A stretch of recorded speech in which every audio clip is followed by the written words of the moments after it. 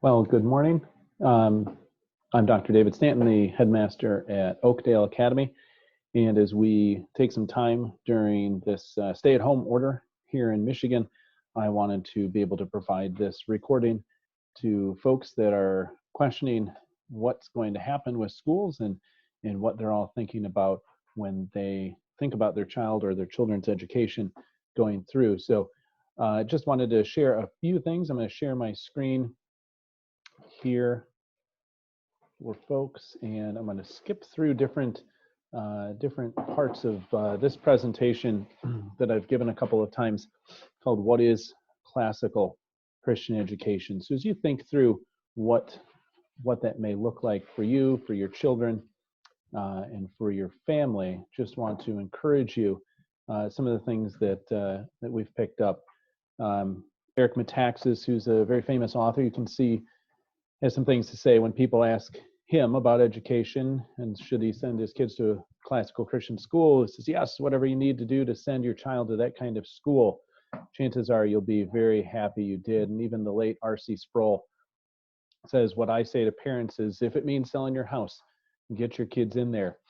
And as we go through this age of digital or virtual learning, it's really important that we start to realize what our education is all about and the importance behind that education. At Oakdale Academy, you can see there our definition of what that is. It's a learning process where teachers disciple students in the appreciation of those three so important things: truth, goodness, and beauty, using the Greco-Roman trivium, or our way to understand learning to support a distinctly Christian worldview. And now more than ever, I would argue that is such a critical concept. And the process aims, as we put there, to inspire our students to develop a life characterized by intellectual and spiritual pursuits and a sense of wonder. That's what education in a classical Christian school such as Oakdale is all about.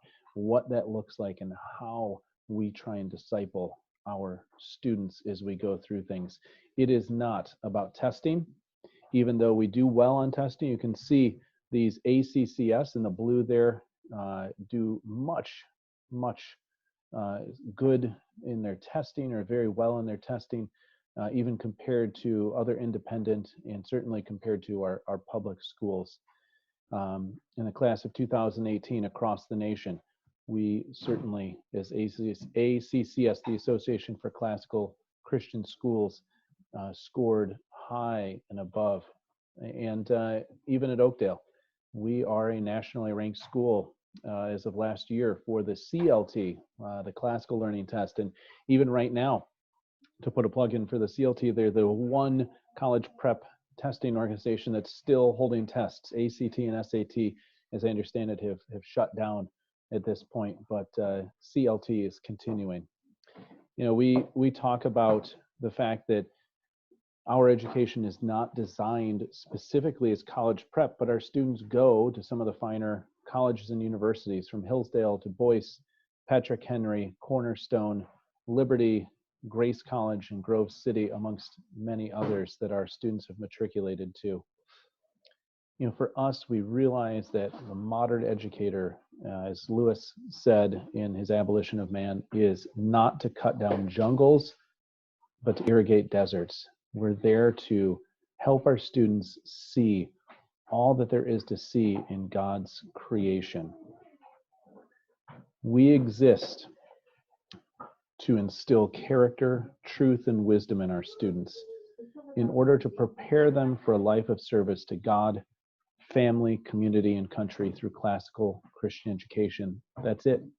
It's not to get them the white picket fence with a 2-car garage, 2.5 kids, a dog, and a cat. It's to make sure that they are prepared with a knowledge of what their character is and can be and should be, with the understanding, the appreciation, and the love for the truth of God's word, and with the wisdom to live a life that is characterized by serving God, by serving their own family, and serving their local community, and serving our country. That's what we are all about at Oakdale. going to skip past some of these items here. Ken Ham from Answers in Genesis talks about some interesting stats that he's seen in his research. He says that 72% of people believe God's word is true, but of that group, 40% believe in gay marriage, 20% think that other books besides only the Bible are inspired by God. That to us is not one that would think through the wisdom of looking through the lens of God's truth. So much more shocking in a way is a study by the Barna Group that asked the question, is moral truth absolute or is it relative? 35% only said that it is absolute. 44%, almost a majority, said it was relative. And there's that 21% that never even thought whether that was something they should consider, if moral truth was absolute or not. We're living in a day and age where truth is in the eyes of the beholder, and that is such a sad state of affairs for our country, and one that we attempt to combat daily at places such as Oakdale. Again, let me skip past some of my slides here.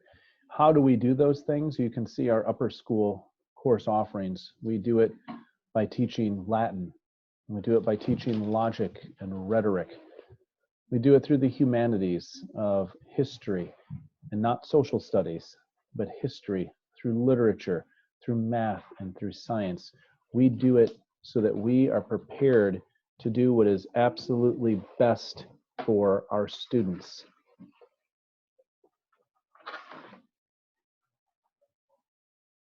As I said, we do French and we do Latin. You can see a list of some of the literature that our students study, from C.S. Lewis's Narnia series to Tolkien's Hobbit and Lord of the Rings series, through Shakespeare and through the English greats that would have given us such things as the Canterbury Tales and Pride and Prejudice, back to the ancients with the Iliad, Augustine's Confessions, Dante's Inferno, and through our logic studies. We celebrate music.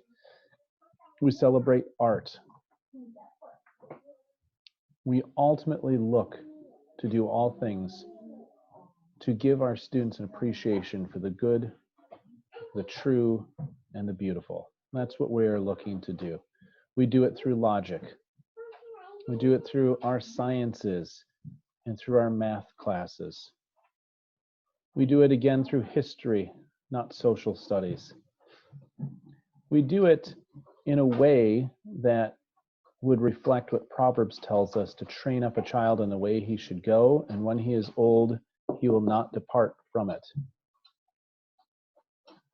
We do it in a way that our students are prepared to put on all of the armor of God so that they are prepared to stand against their enemies. We combat the concept of my truth is my truth. I am what I want to be, and I have a choice in everything.